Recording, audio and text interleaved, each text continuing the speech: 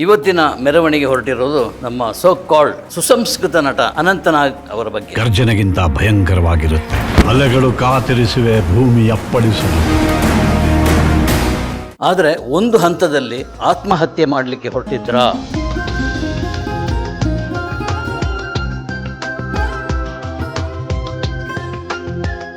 ಒಬ್ಬ ವೇಶ್ಯ ಮನೆಗೆ ಹೋದಿದ್ದು ಇದು ನಿಜವಾ?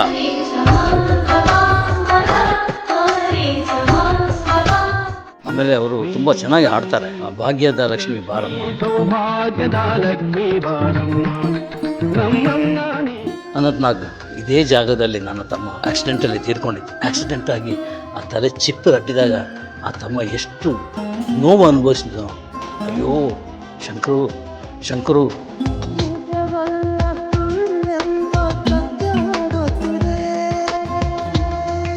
ಶಂಕರ್ನಾಗ್ ಗುಂಗಿಗೆ ಹೋದಾಗ ಅವ್ರನ್ನ ತಡೀಲಿಕ್ಕೆ ಆಗಲ್ಲ. ಅನಂತನಾಗ್ ಬೇರೆ ಅನಂತನಾಗ್ ಆಗಿಬಿಡ್ತಾರೆ.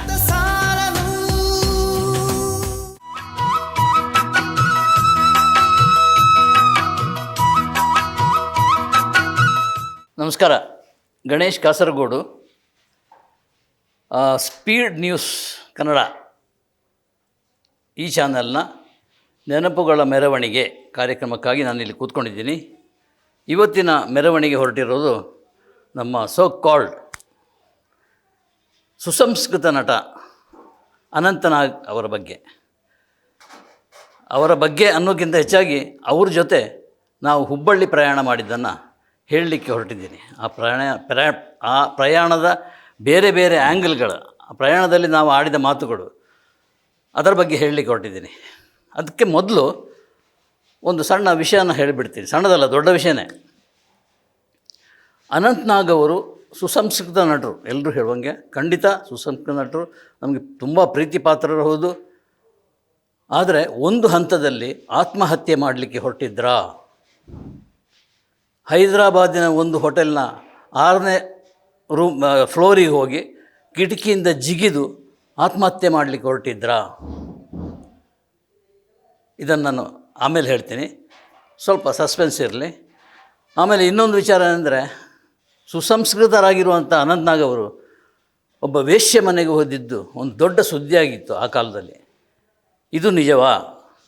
ಇದರ ಬಗ್ಗೆನೂ ನಾನು ಮಾತಾಡಲಿಕ್ಕೆ ಹೊರಟಿದ್ದೀನಿ. ಅದಕ್ಕಿಂತ ಮೊದಲು ನಾನು ಹೇಳಲಿಕ್ಕೆ ಹೊರಟಿರೋದು ಬೆಂಗಳೂರಿಂದ ಹುಬ್ಬಳ್ಳಿಗೆ ಪ್ರಯಾಣ ನಡೆಸಿದಂಥ ಒಂದು ಅದ್ಭುತವಾದ ಯಾತ್ರೆಯ ಕಥೆಯನ್ನು. ಆಗ ನಾನು ಮತ್ತು ರವಿ ಬೆಳಗೆರೆ ಕರ್ಮವೀರ ಪತ್ರಿಕೆಯಲ್ಲಿ ಕೆಲಸ ಮಾಡ್ತಾಯಿದ್ವಿ. 16 ವರ್ಷ ನಿಂತಿರುವಂಥ ಆ ಪತ್ರಿಕೆಯನ್ನು ರಿವೈವ್ ಮಾಡಿ ಮಾರ್ಕೆಟಿಗೆ ಬಿಡುವಂಥ ದೊಡ್ಡ ಹೊಣೆಯನ್ನು ನಮ್ಮ ಶಾಮರಾಯರು, ಕೆ ಶಾಮರಾವ್, ನಮ್ಮ ಕಾರ್ಯಕಾರಿ ನಿರ್ಮಾಪಕರು ಅವರು ನಮ್ಮ ಹೆಗಲ ಮೇಲೆ ಹೊರಿಸಿದ್ರು. ಇದನ್ನು ಹೇಗಾದರೂ ಮಾಡಿ ತುಂಬ ಚೆನ್ನಾಗಿ ಬರಬೇಕು, ನೀವಿಬ್ಬರೇ ಸಾಧ್ಯ ಮಾಡಿ ಅಂತೇಳಿ. ಎಲ್ಲವೂ ರೆಡಿ. ಪ್ರಿಂಟಿಂಗ್ ಆಗಲಿ, ಅದು ಮ್ಯಾಟ್ರ್ ಸೆಟ್ ಮಾಡೋದಾಗಲಿ, ಕವರ್ ಪೇಜು, ಒಳಪುಟ ಎಲ್ಲವೂ ರೆಡಿ ಇದೆ. ಆದರೆ ಅದಕ್ಕೆ ಪಬ್ಲಿಸಿಟಿ ಕೊಡಬೇಕು. ಹೇಗೆ ಪಬ್ಲಿಸಿಟಿ ಕೊಡೋಣ ಅಂತ ನಾವು ಚರ್ಚೆ ಮಾಡ್ಕೊಂಡೆವು. ನಾನು, ರವಿ ಬೆಳಗೆರೆ ಮತ್ತು ಉದಯ ಮರಿಕೆಣಿ ಅಂತ ಇದ್ದರು. ನಮ್ಮ ಜೊತೆನೇ ಸಿನಿಮಾ ವಿಭಾಗದ ಮುಖ್ಯಸ್ಥರಾಗಿ ಕೆಲಸ ಮಾಡ್ತಾಯಿದ್ರು. 3 ಜನ ಕೂತ್ಕೊಂಡು ಡಿಸ್ಕಸ್ ಮಾಡಿದಾಗ ನಾನು ಒಂದು ಐಡಿಯಾ ಕೊಟ್ಟೆ. ಒಂದು ಕೆಲಸ ಮಾಡಿ, ನಮ್ಮ ಬೇಸ್ ಇರೋದು ಹುಬ್ಬಳ್ಳಿಯಲ್ಲಿ, ಸಂಯುಕ್ತ ಕರ್ನಾಟಕದ ಬೇಸ್. ಸೊ ಹುಬ್ಬಳ್ಳಿಯಲ್ಲಿ ಏನಾದರೂ ಒಂದು ಕಾರ್ಯಕ್ರಮ ಮಾಡೋಣ. ಏನು ಕಾರ್ಯಕ್ರಮ? ನಮ್ಮ ಸುಸಂಸ್ಕೃತ ನಟ ಅನಂತನಾಗ್ ಅವರನ್ನು ಕರ್ಕೊಂಡು ಹೋಗೋಣ. ಕರ್ಕೊಂಡು ಹೋಗ್ಬಿಟ್ಟು ಒಂದು ಫೋನ್ ಕಾರ್ಯಕ್ರಮ ಮಾಡೋಣ. ಒಂದು 3 hours ಕಾರ್ಯಕ್ರಮ ಮಾಡೋಣ. ಸೊ ಆಗ ಇಡೀ ಕರ್ನಾಟಕದಿಂದ ಅವರಿಗೆ ಫೋನ್ಗಳು ಬರುತ್ತೆ, ಅಭಿಮಾನಿಗಳು ಮಾತಾಡಿ ಆ ಮೂಲಕ ಒಂದು ಪ್ರಚಾರ ತಗೊಳ್ಳೋಣ ಅಂತ ನನ್ನ ಐಡಿಯಾ. 3 ತೀರ್ಮಾನ ಮಾಡೋದು, ಎಸ್ ಅನಂತನಾಗನ್ನು ಕರ್ಕೊಂಡು ಹೋಗೋದು ಹುಬ್ಬಳ್ಳಿಗೆ ಅಂತ. ಇದನ್ನು ಶಾಮರಾಯರ ಹತ್ರ ಹೇಳಿದ್ವಿ. ಶಾಮರಾಯರು ತಕ್ಷಣ ಒಪ್ಕೊಂಡ್ರು. ಮೊದಲು ಲೆಕ್ಕಾಚಾರ, ಎಷ್ಟು ಖರ್ಚಾಗುತ್ತೆ, ಯಾವ ಕಾರು ಬೇಕು, ಯಾವ ಡ್ರೈವರ್ ಬೇಕು, ಯಾವ ಹೋಟೆಲ್ಲು ಹುಬ್ಬಳ್ಳಿಯಲ್ಲಿ, ಎಲ್ಲಿ ಉಳ್ಕೊಳ್ಬೇಕು, ಹೇಗೆ ಇರಬೇಕು, ಇತ್ಯಾದಿ ಎಲ್ಲ ಆದಮೇಲೆ ಅನಂತನಾಗನ್ನು ಇನ್ವೈಟ್ ಮಾಡಲಿಕ್ಕೆ ನಾವು ಹೋಗ್ತೀವಿ. ನಾನು, ರವಿ ಬೆಳಗೆರೆ ಹೋದಾಗ ಅನಂತನಾಗ್ ಸ್ವಲ್ಪ ಹಿಂದೆ ಮುಂದೆ ನೋಡಿದ್ರೆ ಡೇಟ್ ವ್ಯತ್ಯಾಸ ಆಗಿಬಿಟ್ಟು ಯಾವುದೋ ಶೂಟಿಂಗ್ ಒಪ್ಕೊಂಡಿರೋದಾಗಲಿ ಇದಾಗಲಿ ಆಗ ಹೆಚ್ಚು ಅವಕಾಶ ಇರಲಿಲ್ಲ ಅವರಿಗೆ. ಸೊ ತಕ್ಷಣ ಒಪ್ಕೊಂಬಿಟ್ರು, ಬರ್ತೀನಿ ಅಂತೇಳಿ. ಒಂದು ಬೇರೆ ರೀತಿಯ ಅನುಭವ ಅಲ್ಲ. ಈವರೆಗೆ ಸಿನಿಮಾದವ್ರ ಜೊತೆ ಕಾರಲ್ಲಿ ಓಡಾಟ, ಫ್ಲೈಟಲ್ಲಿ ಓಡಾಟ, ಇದು ನಮ್ಮ ಪತ್ರಕರ್ತ ಮಿತ್ರರ ಜೊತೆ ಹೋಗೋದಲ್ವಾ ಅಂತೇಳಿ ಹೆಚ್ಚಾಗಿ ನನ್ನ ಬಗ್ಗೆ ಅಂದರೆ ತುಂಬ ವರ್ಷಗಳಿಂದ ಅನಂತ್ನಾಗ್ ಪರಿಚಯ ಮತ್ತು ತುಂಬ ಆತ್ಮೀಯರು ಒಪ್ಕೊಂಬಿಟ್ರು. ಸೊ ಹೋಗೋದು ಅಂತ ಡಿಸೈಡ್ ಆಯಿತು. ಆಗ ಅವರು 2 ಕಂಡೀಷನ್ ಹಾಕಿದರು. ಒಂದು, ಕಾಂಟೆಸಾ ಕಾರು ಬೇಕು ಅಂತ. ಕಾಂಟೆಸಾ ಕಾರು ಯಾಕೆ? ಆಮೇಲೆ ಇನ್ನೊಂದು ಕಂಡೀಷನ್, ಇದರ ಪೂರ್ತಿ ಖರ್ಚು ನಾನೇ ನೋಡ್ಕೊಳ್ತೇನೆ ಅಂತ. ಯಾರು ಬೇಡ ಅಂತಾರೆ. ಶಾಮರಾಯರಿಗೆ ಖುಷಿಯಾಗಿಬಿಡ್ತು, ಖರ್ಚೆಲ್ಲ ಅವ್ರು ನೋಡ್ಕೊಳ್ತಾರೆ ಅಂದರೆ ಡೀಸೆಲ್ ಖರ್ಚಾಗಲಿ ಅಥವಾ ಅಲ್ಲಿ ಹೋಗಿ ಹೋಟೆಲ್ ಖರ್ಚಾಗಲಿ, ಓಡಾಟ ಆಗಲಿ, ಎಲ್ಲವನ್ನು ನಾನು ನೋಡ್ಕೊಳ್ತೇನೆ ಅಂತ ಅನಂತ್ನಾಗ್ ಹೇಳಿದ್ದಕ್ಕೆ ನಾವು ಅದಕ್ಕೂ ಒಪ್ಕೊಂಬಿಡ್ವಿ. ಅವ್ರು ಬರಬೇಕಷ್ಟೇ, ಖರ್ಚು ಮುಖ್ಯ ಅಲ್ಲ, ಅವ್ರು ನಮ್ಮ ಜೊತೆ ಬರಬೇಕು ಅಂತ ಒಂದು ಆಸೆಯಲ್ಲಿ ಅದಕ್ಕೆ ಒಪ್ಕೊಂಬಿಟ್ರಿ. ಸೊ ಒಂದು ಬೆಳಗ್ಗೆ ನಾವು 3, ನಾನು, ರವಿ ಬೆಳಗೆರೆ, ಉದಯ ಮರ್ಕಿಣಿ, 3 ಜನ. ಆಗ ಅವರ ಮನೆ ಮಲ್ಲೇಶ್ವರದಲ್ಲಿತ್ತು. ಮಲ್ಲೇಶ್ವರಕ್ಕೆ ಮನೆಗೆ ಹೋದ್ವಿ. ರೈಲ್ವೆ ಸ್ಟೇಷನ್ ಪಕ್ಕದಲ್ಲಿ ಮನೆ ಇತ್ತು, ಅಲ್ಲಿ ಹೋದ್ವಿ. ಅಲ್ಲಿ ಹೋಗಿ ಅವರು ಹೋಟ್ಲ್ ನಿಂತಿದ್ದಾರೆ ಅಷ್ಟಲ್ಲೇ, ಭಾರಿ ಈಗರ್ನಲ್ಲಿ ಹೊರಟಿದ್ದು. ಒಂದು 11:30 ಆಗಿತ್ತು ಬೆಳಗ್ಗೆ. ಅಲ್ಲಿಂದ ಹೊರಟ್ವಿ. ಕಾಂಟೆಸಾ ಕಾರು ಯಾಕೆ ಅಂತ ಹೇಳಿದರೆ, ಅದರ ಬಾನೆಟ್ ತುಂಬ ಉದ್ದ ಇದೆ. ಇದು ತಮಾಷೆಗಾಗಿ ಹೇಳಿದೆ ಏನೋ ನನಗೆ ಗೊತ್ತಿಲ್ಲ, ಬಟ್ ಅನಂತ್ನಾಗ್ ಕೊಟ್ಟ ಕಾರಣ ಉದ್ದ ಇದೆ. ಸೊ ಆ ಕಾರಣಕ್ಕೆ ಅಕಸ್ಮಾತ್ ಶಂಕರ್ನಾಗ್ ಅವರಂತೆ ಆ್ಯಕ್ಸಿಡೆಂಟ್ ಏನಾದರೂ ಆದರೆ ಅದು ಹೆಚ್ಚು ಏಟ್ ಮಾಡಲ್ಲ, ಹೆಚ್ಚು ತೊಂದರೆ ಕೊಡಲ್ಲ, ದೇಹಕ್ಕೆ ಗಾಯ ಆಗಲ್ಲ ಎಂಬ ಒಂದು ಕಾನ್ಸೆಪ್ಟ್, ಒಂದು ನಂಬಿಕೆ. ಆ ನಂಬಿಕೆ ಕಾಂಟೆಸಾ ಕಾರೇ ನಾವು ಹೊರಟ್ವಿ. ಹಿಂದೆ ನಾವು 3 ಜನ, ನಾನು, ರವಿ ಬೆಳಗೆರೆ, ಉದಯ ಮರ್ಕಿಣಿ, ಮುಂದೆ ಡ್ರೈವರ್ ಮತ್ತು ಅನಂತ್ನಾಗ್. ಸೊ ಅಲ್ಲಿಂದ ಹೊರಟಾಗ ಆ ಡ್ರೈವರ್ ಹೆಸರು ಅಶೋಕ ಅಂತ. ಅಶೋಕ, ನಿನ್ನ ಹೆಸರನ್ನ ಹೋಟೆಲಿಗೆ ಹೋಗಪ್ಪ ಅಂತ ಹೇಳಿದರು. ಅಶೋಕ ಹೋಟ್ಲಿಗೆ. ಇದೇನಪ್ಪ ಅಶೋಕ ಹೋಟ್ಲಿಗೆ ಈ ಕಡೆ ಇದೆ, ನಾವು ಅಲ್ಲೇ ಹೋಗ್ಬೇಕಾದ್ದು, ಆ ಕಡೆ ರೋಡಲ್ಲಿ ಅಂತ. ಸುಮ್ಮನೆ ಇರಿ, ನಾನು ಹೇಳ್ತೀನಿ ಅಂತ ಕರ್ಕೊಂಡೋದ್ರು ಅಶೋಕ ಹೋಟ್ಲಿಗೆ. ಕರ್ಕೊಂಡೋಗ್ಬಿಟ್ಟು ಅಲ್ಲಿ ಚಿಲ್ಡ್ ಬಿಯರ್ ಸೇವನೆ ಕುಡಿದ್ರು. ಅನಂತ್ನಾಗ್ ಅವರು ಕುಡಿದ್ರು, ಊಟ ಮಾಡಿದರು. ಸೊ ಅಲ್ಲಿಂದ ಶುರುವಾಯಿತು ನಮ್ಮ ಪ್ರಯಾಣ, ಯಾತ್ರೆ. ಅದೊಂದು ಮೆಮೊರಬಲ್ ಯಾತ್ರೆ. ಅಂಥ ಯಾತ್ರೆ ಬಹುಶಃ ಯಾರಿಗೂ ಸಿಗಲ್ಲ, ಯಾವ ಪತ್ರಕರ್ತರಿಗೂ ಸಿಗಲ್ಲ ಅಂಥ ಒಂದು ಯಾತ್ರೆ. ಸೊ ಅಶೋಕ ಹೋಟೆಲಿಂದ ಹೊರಟು ಹುಬ್ಬಳ್ಳಿ ರೋಡು ಹೋಗ್ತಾ ಇದ್ದಾಗೆ ಅವ್ರದ್ದೆಲ್ಲ ರಂಗಗೀತೆ ಶುರುವಾಯಿತು. ಅನಂತ್ನಾಗ್ ಅವ್ರದ್ದು ರಂಗಗೀತೆ. ಆಮೇಲೆ ಅವರು ತುಂಬ ಚೆನ್ನಾಗಿ ಹಾಡ್ತಾರೆ. ಯಾವುದು, ಭಾಗ್ಯದ ಲಕ್ಷ್ಮಿ ಬಾರಮ್ಮ, ಈ ಹಾಡನ್ನು ಹಾಡಿದರು. ಆಮೇಲೆ ಸಿನಿಮಾದ ವ್ಯವಹಾರಗಳ ಬಗ್ಗೆ ಮಾತಾಡಿದರು, ಕನ್ನಡ ಚಿತ್ರರಂಗದ ಬಗ್ಗೆ ಮಾತಾಡಿದರು, ಶಂಕರ್ನಾಗ್ ಬಗ್ಗೆ ಮಾತಾಡಿದರು. ತುಂಬ ಫೀಲ್ ಮಾಡಿಕೊಂಡ್ರು. ಶಂಕರ್ನಾಗ್ ವಿಚಾರ ಬಂದಾಗೆಲ್ಲ ಅನಂತ್ನಾಗ್ ಡಲ್ ಆಗಿಬಿಡ್ತಾರೆ. ನಂಬ್ತಿರೋ ಬಿಡ್ತಿರೋ ಕಣ್ಣಲ್ಲಿ ಹಾಗೆ ನೀರು ಬಂದುಬಿಡ್ತದೆ. ನಟನೆ ಅಲ್ಲ ಅದು, ಒರಿಜಿನಲ್ ತಮ್ಮನ ಬಗ್ಗೆ ಇರುವಂಥ ಅಣ್ಣ ತಮ್ಮಂದಿರವರು, ಒಡ್ಡ ಸ್ನೇಹಿತರಾಗಿ ಬೆಳೆದವರು. ಅವಳಿ ಜವಳಿ ಅಂತ ನಾಗ್ ಸೋದರರು, ಅವಳಿ ಜವಳಿ ಹಾಗೆ ಬೆಳೆದ ನಾಗ್ ಸೋದರರು. ಶಂಕರ್ನಾಗ್ ಅಂದರೆ ಪ್ರಾಣ. ಅವರ ಬಗ್ಗೆ ಮಾತಾಡ್ತಾ ನನಗೂ ಅಂತ ಭಾವೋದ್ವೇಗ. ಯಾಕಂದರೆ ಶಂಕರ್ನಾಗ್ ಅನಂತ್ನಾಗ್ ತುಂಬ ಪ್ರಿಯರವರು. ಶಂಕರ್ನಾಗ್ ಅಂತೂ ತುಂಬ ಹತ್ತಿರದವರು. ಅನಂತ್ನಾಗ್ ಎಷ್ಟೋ ಅಷ್ಟೇ ಶಂಕರ್ನಾಗ್ ಕೂಡ. ಸೊ ನಾನು ಎಲ್ಲೋ ಒಂದು ಕಡೆ ನಿಲ್ಲಿಸಿದ್ದೆ, ವೇಶ್ಯ ಮನೆಗೆ ಹೋಗುವಂಥ ಒಂದು ಸಂದರ್ಭ ಅಂಥೇಳಿ. ಇದು ನಮ್ಮ ಪ್ರಯಾಣದಲ್ಲಿ ಅನಂತ್ನಾಗ್ ಹೇಳಿದರು. ಆ ಸುದ್ದಿ ಎಲ್ಲ ಪತ್ರಿಕೆಗಳು ಬಂದುಬಿಡ್ತು. ಅನಂತ್ನಾಗ್ ಗಾಬರಿ. ವಿಷಯ ಏನಂದರೆ, ಅಲ್ಲೊಬ್ಬ ಅಂಧ ಗಾಯಕ ಇದ್ದ, ಕುರುಡ, ತುಂಬ ಚೆನ್ನಾಗಿ ಆಡ್ತಾಯಿದ್ದ, ಅದ್ಭುತವಾಗಿ ಆಡ್ತಾಯಿದ್ದ. ಅದನ್ನು ಅನಂತ್ನಾಗ್ ಕೇಳಿಸ್ಕೊಂಡಿದ್ದಾರೆ ಹಾಡು.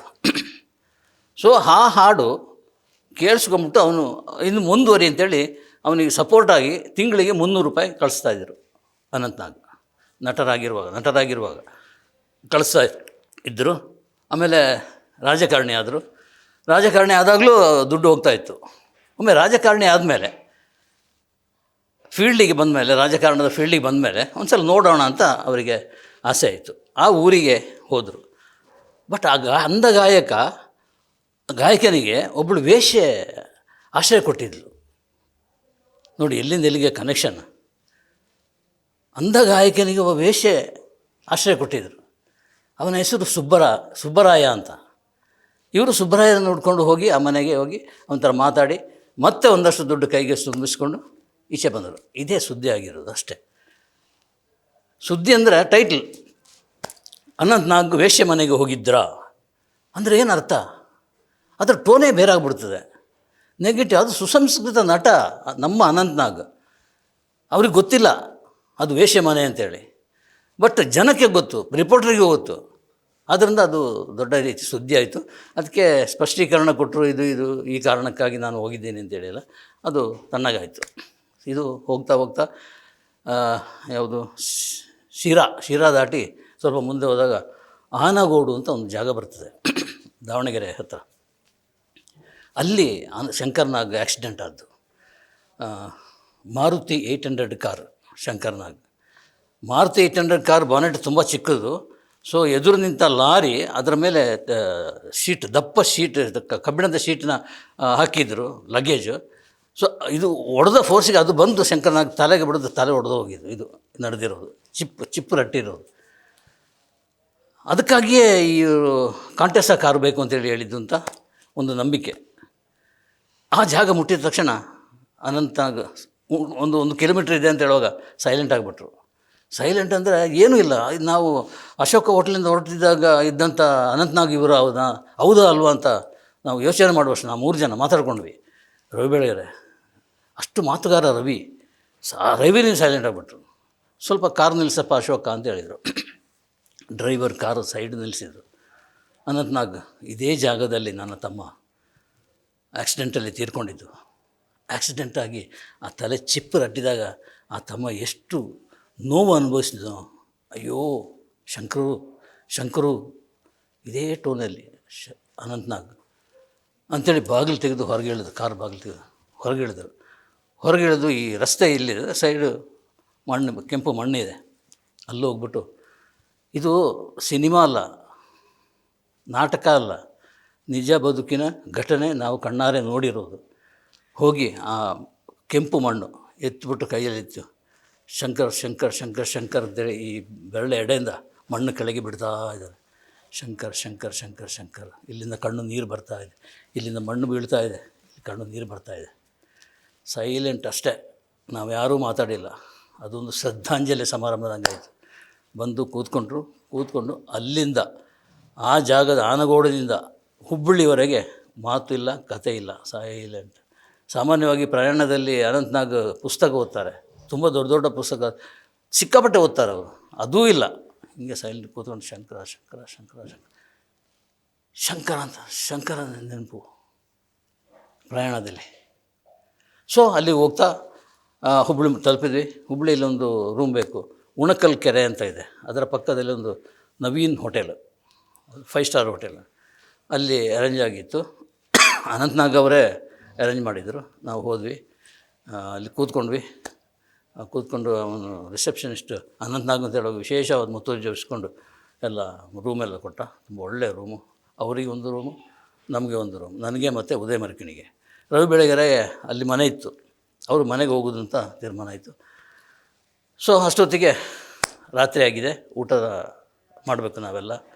ನಾನು, ರವಿ ಬೆಳಗೆರೆ, ಉದಯ ಮರಿಕಿಣಿ ಮತ್ತು ಅನಂತ್ನಾಗ್ ಜೊತೆಯಲ್ಲಿ ಊಟಕ್ಕೆ ಕೂತ್ಕೊಂಡಿದ್ದೀವಿ. ಅನಂತ್ ಇಲ್ಲಿ ಕೂತ್ಕೊಂಡಿದ್ದಾರೆ, ನಾನಿಲ್ಲಿ, ಉದಯಲ್ಲಿ, ರವಿ ಬೆಳಗೆರೆಯಲ್ಲಿ ಟೇಬಲ್.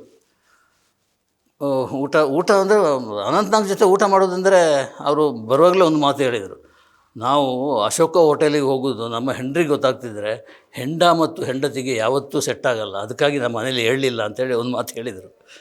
ಸೊ ಅದು ಇಲ್ಲಿ ಪಾರ್ಟಿ, ಹೆಂಡದ ಪಾರ್ಟಿಯಲ್ಲಿ ಅಂದರೆ ಗುಂಡು ಪಾರ್ಟಿ ಎಲ್ಲ ತಂದರು, ಡ್ರಿಂಕ್ಸ್ ಎಲ್ಲ ತಂದರು, ಎಲ್ಲ ಕೊಟ್ಟರು. ಅವರವರ ಪಾಡಿಗೆ ಏನೇನು ಬೇಕೋ ಎಲ್ಲ ತೊಗೊಂಡಾದಾಗ ಒಂದು 2 ಪೆಗ್ಗು 3 ಪೆಗ್ಗು 4 ಪೆಗ್ ಆದ ತಕ್ಷಣ ಅನಂತ್ನಾಗ್ ಸ್ಟ್ರೈಟ್ ಮತ್ತು ಶಂಕರ್ನಾಗ್ ಗುಂಗಿಗೆ ಹೋದರು. ಶಂಕರ್ನಾಗ್ ಗುಂಗಿಗೆ ಹೋದಾಗ ಅವ್ರನ್ನ ತಡೀಲಿಕ್ಕಾಗಲ್ಲ. ಅನಂತ್ನಾಗ್ ಬೇರೆ ಅನಂತ್ನಾಗ್ ಆಗಿಬಿಡ್ತಾರೆ. ಒಂದು ಮಾತು ಮಾತ್ರ ಈಗಲೂ ನನ್ನ ಕಿವಿಯಲ್ಲಿದೆ. ಶಂಕರ್ ಹತ್ರ ನಾನು ಹೇಳಿದೆ, ರಾತ್ರಿ ಪಾರ್ಟಿ ಇತ್ತು, ಆ ದಿನದ ಪಾರ್ಟಿ, ನೀನು ಈಗ ರಾತ್ರಿ ಹೋಗಬೇಡ, ಬೆಳ್ಳಂಬೆಳಗ್ಗೆ ಹೋಗು. ಯಾಕಂದರೆ ಲೋಕಾಪುರದಲ್ಲಿ ಜೋಕುಮಾರಸ್ವಾಮಿ ಶೂಟಿಂಗ್ ಮುಹೂರ್ತ ಮಾರನೇ ದಿವಸ, ಅಲ್ಲಿ 10 ಕಾಸ್ಟ್ ಬೆಳಗ್ಗೆ ಮುಟ್ಟಲೇಬೇಕಾಗಿತ್ತು. ಆದರೆ ಅನಂತ್ನಾಗ್ ಹೇಳಿದ್ದು ಬೆಳಗ್ಗೆ 4 ಗಂಟೆಗೆ ಬೇಕಿದ್ದರೆ ಹೊರಡಿ, ರಾತ್ರಿ ಪಾರ್ಟಿ ಮುಗಿಸ್ಕೊಂಡು ಅಂತ ಹೇಳಿ ಅವರು ಮನೆಗೆ ಬಂದರು. ಅನಂತ್ನಾಗ್ ಮನೆಗೆ ಬರುವಷ್ಟರಲ್ಲಿ ಇಲ್ಲಿ ಏನಾಯಿತು, ಅವರ ಮಿಸ್ಸಸ್ ಅರುಂಧತಿ ನಾಗ್ ಒತ್ತಾಯ ಮಾಡಿದರು, ಇಲ್ಲ ರೀ, ನಾವು ಬೆಳಗ್ಗೆ 4 ಗಂಟೆಗೆ ಹೋದರೆ ನಮ್ಮದೇ ಫಿಲ್ಮ್ ಅಲ್ಲಿ ಮಾಡಲಿಕ್ಕೆ ಹೊರಟಿರೋದು, ನಾವೇ ತಡಾಗಿ ಹೋದರೆ ಎಂಥ ಚಂದ, ಸೊ ನಾವು ಈಗಲೇ ಹೊರಟ್ಬಿಡೋಣ ಅಂತ ರಾತ್ರಿ ಗುಂಡು ಹಾಕಿದ ಫೋರ್ಟ್ನಲ್ಲಿ ಹೊರಟುಬಿಟ್ಟಿದ್ದಾರೆ. ಇದು ಅಲ್ಲಿ ಆಗ ನಡೆದಿರೋದು. ಅದು ಆ್ಯಕ್ಸಿಡೆಂಟ್ ಆಯಿತು, ತೀರ್ಕೊಂಬಿಟ್ರು. ಸೊ ಇವರಿಗೇನಪ್ಪ ಮನೇಲಿಂದರೆ ಅನಂತ್ನಾಗ್ ಮಾತಾಡ್ತಾ ಯಾವ ಲೆವೆಲಿಗೆ ಹೋಯ್ತು ಅಂದರೆ, ಶಂಕರ್ ನಿನ್ನನ್ನು ಕೊಂದಿದ್ದು ಬೇರೆ ಯಾರಲ್ಲ, ಆಕೆ ಕೊಂದ್ಬಿಟ್ಲು ಅಂತೇಳಿ ಹಾಗೇ ಟೇಬಲ್ ಮೇಲೆ ತಲೆ ಹಾಕಿದ್ರು. ನಾವು ಇದೇನಾಗ್ತಾಯಿದೆ ನನಗೆ ಒಂದು ಗೊತ್ತಾಗ್ತಾಯಿಲ್ಲ. ಅನಂತ್ನಾಗ್ ನಾಟಕನ ಸಿನಿಮಾನ ಒಂದಲ್ಲ, ಹಾಗೆ ತಲೆ ಎತ್ತುವಾಗ ಅದರ ಮೇಲೆ ಇದು ಹಾಕಿದ್ರು, ಬಟ್ಟೆ, ಆ ಟೇಬಲ್ ಮೇಲೆ ಬಟ್ಟೆ ಹಾಕಿದರು. ಆ ಬಟ್ಟೆನ ಸರ್ ಅಂತ ಎಳೆದ್ಬಿಟ್ರು. ಅದರ ಮೇಲೆ ಏನಿತ್ತು ಟೇಬಲ್ ಮೇಲೆ ಅಷ್ಟನ್ನು ಚೆಲ್ಲ ಪಿಲ್ಲಿ ಅಲ್ಲಿ ಬಿತ್ತು, ಇಲ್ಲಿ ಬಿತ್ತು, ಎಲ್ಲ ಹುಡುಗರು, ಇಡೀ ಹೋಟೆಲ್ನ ಹುಡುಗರು ಓಡ್ಕೊಂಡ್ಬಂದರು. ಏನಾಯಿತು ಅಂತ ಸ್ವಲ್ಪ ಹೆಚ್ಚು ಗುಂಡು ಹಾಕಿದರು ಅನಂತ್ನಾಗ್. ಅದರ ಮಧ್ಯೆ ಶಂಕರ್ನಾಗ ನೆನಪು ಬಿಡಲಿಕ್ಕೆ ಆಗಿಲ್ಲ. ಇದೆಲ್ಲದರಿಂದಾಗಿ ಆ ಘಟನೆ ನಡೆದೋಯ್ತು. ಬಹುಶಃ ನಾನು ಅನಂತ್ನಾಗ್ ತುಂಬ ಸಲ ಭೇಟಿಯಾಗಿದ್ದೇನೆ, ಆದರೆ ಕುಡಿದು ತೂರಾಡಿದ್ದನ್ನು ನಾನು ನೋಡಿದ್ದು ಅದೇ ಫಸ್ಟ್ ಟೈಮ್. ಇಬ್ಬರು ಬಂದು ಅವರನ್ನು ಹಿಡ್ಕೊಂಡು ರೂಮಿಗೆ ಕರ್ಕೊಂಡು ಹೋದರು. ನಾನು ರವಿ ಬೆಳಗೆರೆ ಅವರ ಮನೆಗೆ ಹೋದರು, ನಾನು ಉದಯ ಮನೆಕೊಂಡು ನಮ್ಮ ರೂಮಿಗೆ ಬಂದ್ವಿ. ಇದು ಅಲ್ಲಿ ಹೋಟೆಲ್ನಲ್ಲಿ, ನವೀನ್ ಹೋಟೆಲ್ನಲ್ಲಿ ನಡೆದಿರುವ ಘಟನೆ. ಎಷ್ಟೊತ್ತಾಯಿತು? 2 ಗಂಟೆ ಆಗಿರ್ಬೋದು, ರಾತ್ರಿ ಅಲ್ಲ ಮುಂಜಾನೆ. ಆದರೂ ಕೂಡ ಮಾರನೇ ಬೆಳಗ್ಗೆ 10 ಗಂಟೆಗೆ ನಮ್ಮ ಫೋನಿನ ಕಾರ್ಯಕ್ರಮ ಸಂಯುಕ್ತ ಕರ್ನಾಟಕ ಆಫೀಸಿನಲ್ಲಿ ಎಲ್ಲ ವ್ಯವಸ್ಥೆ ಮಾಡಿದ್ದಾರೆ, ಅದ್ಭುತವಾದ ವ್ಯವಸ್ಥೆ. ಅನಂತ್ನಾಗ್ ಕೂತ್ಕೊಳ್ಳಿಕ್ಕೆ ಒಂದು ಚೇರ್ ಇಟ್ಟಿದ್ದಾರೆ, ಅವರಿಗಾಗಿ ಒಂದು 3 ಫೋನ್ಗಳು. ಆ ಫೋನ್ನ ಕನೆಕ್ಷನ್ ಉದಯ ಮರಕಿಣಿಗೆ ಒಂದು ನನಗೆ, ಇನ್ನೊಂದು ರವಿ ಬೆಳಗೆರೆಗೆ. ಅಂದರೆ ಆ ಕಡೆಯಿಂದ ಯಾರು ಮಾತಾಡ್ತಾರೋ ಅದು ನಮ್ಮ 3 ಗೊತ್ತಾಗಬೇಕು, ಪ್ರಶ್ನೆ ಮತ್ತು ಇವರ ಉತ್ತರ ಕೂಡ, ಅಂಥ ವ್ಯವಸ್ಥೆ ಮಾಡಿದ್ದು. ಮಾತು ಪ್ರಶ್ನೆ ಉತ್ತರ ಕೊಟ್ಟರು. ಹಿಂದಿನ ಅನಂತ್ನಾಗ್ ಹಿಂದಿನ ದಿನದ ರಾತ್ರಿ ಅನಂತ್ನಾಗ್ ಇವರ ಅಂತ ಗಾಬರಿ ಆಯಿತು, ಖುಷಿ ಆಯಿತು. ಇಂಥ ಒಂದು ಸುಸಂಸ್ಕೃತ ನಟ ಹೇಗೆ ಸಾಧ್ಯ ಆ ಥರ ಟೇಬಲ್ ಮೇಲಿನ ಬಟ್ಟೆ ಎಳೀಲಿಕ್ಕೆ? ಶಂಕರ್ನಾಗ್ ನೆನಪು. ಇಲ್ಲಿ ಪ್ರಶ್ನೆ ರಾಜಕೀಯ ಬಂತು, ಸಿನಿಮಾ ಬಂತು, ನೀವು ಯಾಕೆ ಬೊಂಬಾಯಿ ಬಿಟ್ಟು ಬಂದ್ರಿ, ನೀವು ಯಾಕೆ ರಾಜ್ಕುಮಾರ್ ಜೊತೆ ಆ್ಯಕ್ಟ್ ಮಾಡಿಲ್ಲ, ಅಥವಾ ಅವರ ಖ್ಯಾತಿಯ ಎತ್ತರಕ್ಕೆ ನೀವು ಯಾಕೆ ಏರಲಿಲ್ಲ, ನೀವು ಯಾಕೆ ಗಾಯತ್ರಿ ಅವರನ್ನೇ ಮದುವೆ ಆದ್ರಿ, ಇಂಥದ್ದೆಲ್ಲ ಪ್ರಶ್ನೆಗಳೇ ಬಂತು. ಎಲ್ಲದಕ್ಕೂ ಸಮರ್ಥ ಉತ್ತರ. ನಾವು ಸುಮಾರು ಒಂದು 2:30-3 ಗಂಟೆ ಎಲ್ಲ ಮುಗಿದು ಬಿಡ್ತದೆ ಅಂತೇಳಿ ಯೋಚನೆ ಮಾಡಿದ್ವಿ. ಆದರೆ 4 ಗಂಟೆ ಆಯ್ತು ರೀ, 4 ಅವರ್ಸ್ ಟೆಲಿಫೋನ್ ಹಿಡ್ಕೊಂಡು ಅನಂತ್ನಾಗ್ ಅವರು ಮಾತಾಡಿದ್ದು ಖುಷಿಯಲ್ಲಿ. ಆ ಲವಲವಿಕೆ ಇದೆಯಲ್ಲ, ಅದು ನೋಡಬೇಕು. ನಾವು ಸಿನಿಮಾದಲ್ಲಿ ಅನಂತ್ನಾಗ್ ನೋಡ್ತೀವಲ್ಲ, ಸೇಮ್ ಅನಂತ್ನಾಗ್ ಅಲ್ಲಿ ಕಂಡರು, ಮಾತಾಡಿದ್ರು, ಪ್ರಶ್ನೆ ಕೇಳಬೇಕು, ಉತ್ತರ ಕೊಟ್ಟರು. ಆಮೇಲೆ ಊಟದ ವ್ಯವಸ್ಥೆ ಆಗಿತ್ತು ಆಫೀಸಲ್ಲಿ ಎಲ್ಲ. ಆಗಿ ವಾಪಸ್ ಬಂದ್ವಿ ಬೆಂಗಳೂರಿಗೆ ಬರುವಾಗ ಇನ್ನೊಂದು ಕತೆ ಹೇಳಲಿಕ್ಕೆ ಶುರು ಮಾಡಿದರು. ಅದು ಶಂಕರ್ನಾಗ್ ತೀರ್ಕೊಂಡಾಗ ನಡೆದ 2 ಘಟನೆಗಳು ನಾನು ಹೇಳಲೇಬೇಕು. ಒಂದು ಘಟನೆ ಏನಪ್ಪ ಅಂದರೆ, ದುಃಖ ಸಹಿಸ್ಕೊಳ್ಳೋಕ್ಕಾಗದೆ ಅವರ ಕಾರು ಇಟ್ಕೊಂಡು ಯಾರ ಹತ್ರನೂ ಹೇಳಿಲ್ಲ, ಗಾಯತ್ರಿ ಹತ್ರ ಆಗಲಿ ಅವ್ರ ಹತ್ರ ಆಗಲಿ ಮಕ್ಳ ಹತ್ರ ಯಾರ ಹತ್ರನೂ ಹೇಳಿಲ್ಲ, ಸುಮ್ಮನೆ ಡ್ರೈವ್ ಮಾಡ್ತಾ ಹೊರಟ್ಬಿಟ್ರು. ಎಲ್ಲಿಗೆ ಅಂತ ಇಲ್ಲ, ಗುರಿ ಇಲ್ಲ, ಗೊತ್ತಿಲ್ಲ, ಗುರಿ ಇಲ್ಲ. ಹೊರಟು ಎಲ್ಲೆಲ್ಲೋ ಹೋಯ್ತು ಗಾಡಿ. ಫಾಸ್ಟ್ ಅಂದರೆ ಒಂದು 100 ಕಿಲೋಮೀಟರ್ ಸ್ಪೀಡಲ್ಲಿ ಬೆಂಗಳೂರು ಸಿಟಿಯಲ್ಲಿ ಓಡಿಸೋದಂದರೆ ಆಶ್ಚರ್ಯ. ಅವ್ರಿಗೆ ಏನು ಮಾಡ್ತಾಯಿದ್ದಾರೆ ಅಂತ ಅವ್ರಿಗೆ ಗೊತ್ತಿಲ್ಲ. ಒಂದು ಶಂಕರ್ನಾಗ್ ನೆನಪು ಅಷ್ಟೇ, ತಮ್ಮ ತೀರ್ಕೊಂಡಿದ್ದಾನೆ. ಆ ನೋವು ಹೋದಾಗ ಇಲ್ಲಿ ಗಾಯತ್ರಿಗೆ, ಮಿಸ್ಸಸ್ಸಿಗೆ, ಅವರ ಅನಂತ್ನಾಗ್ ಅವರ ಶ್ರೀಮತಿಯವರಿಗೆ ತುಂಬ ಗಾಬರಿ ಆಯಿತು. ಗಾಬರಿ ಅಂದರೆ ಎಲ್ಲಿ ಹೋಗ್ಬಿಟ್ರು, ಆ ಥರ ಎಲ್ಲ ಹೋಗೋದ್ರೆ ಅಲ್ಲ ಅವರು, ಎಲ್ಲೋದ್ರು ಅಂತೇಳಿ ಪೊಲೀಸಿಗೆ ಫೋನ್ ಮಾಡಿಬಿಟ್ಟಿದ್ದಾರೆ. ಪೊಲೀಸಿಗೆ ಫೋನ್ ಮಾಡಿದಾಗ ಅವರು ಸುಮ್ಮನೆ ಇರಲಿಲ್ಲ, ಎಲ್ಲ ನಾಕಾಬಂದಿ ಹಾಕ್ಬಿಟ್ಟಿದ್ದಾರೆ. ಎಲ್ಲ ಸಿಕ್ಕಿದ ಕಡೆಯಲ್ಲೆಲ್ಲ ನಾಕಾಬಂದಿ. ಯಾವ ರೋಡ್ನಲ್ಲಿ ಹೋಗ್ತಾರಂತ ಗೊತ್ತಿಲ್ವಲ್ಲ. ಅದು ನೆಲಮಂಗಲದ ಕಡೆಯಲ್ಲಿ ಅನಂತ್ನಾಗ್ ಸಿಕ್ಕಾಕೊಂಡ್ರು ಅಂದರೆ ಅಡ್ಡ ಹಾಕಿದರು ಗಾಡಿಯನ್ನು, ನಂಬರೆಲ್ಲ ಹೇಳಿದರೆ ಯಾವ ನಂಬರ್ ಅಂತ ಹೇಳಿಲ್ಲ. ಸೊ ಅನಂತ್ನಾಗ್ ಸಿಕ್ಕಾಕೊಂಡ್ರು. ಮನೆಗೆ ಕರೆಸಿದ್ದು. ಯಾಕೆ ಮಾಡ್ತಾಯಿದ್ದೆ ನಾನು ಸುಮ್ಮನೆ ನನ್ನ ಪಾಡಿಗೆ ಬಿಡಿ, ಹೋಗಿ ಬರ್ತೀನಿ, ನೀವು ಯಾಕೆ ಪೊಲೀಸ್ ಡಿಪಾರ್ಟ್ಮೆಂಟ್ ಎಲ್ಲ ನೋಡಿಬಿಟ್ಟು ಗಾಬರಿ ಆಯಿತು ಅವರಿಗೆ, ಆತಂಕನೂ ಆಯಿತು.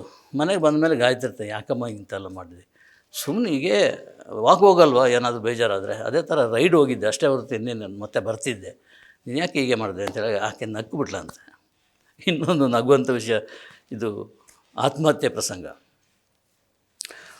ಒಂದು ತೆಲುಗು ಫಿಲ್ಮಿಗೆ ಸಂಬಂಧವಾಗಿ ಮಾತಾಡಲಿಕ್ಕೋ ಆ್ಯಕ್ಟ್ ಮಾಡಲಿಕ್ಕೋ ಏನೋ ಗೊತ್ತಿಲ್ಲ, ಹೈದರಾಬಾದಿಗೆ ಹೋಗಿದ್ದರು ಅನಂತ್ನಾಗ್ ಅವರು. ಅದು ಇದೇ ಟೈಮ್ ಶಂಕರ್ನಾಗ್ ತೀರ್ಕೊಂಡ ಅಂತ ಹಿಂದೆ ಮುಂದಿನ ಟೈಮ್ ಅದು.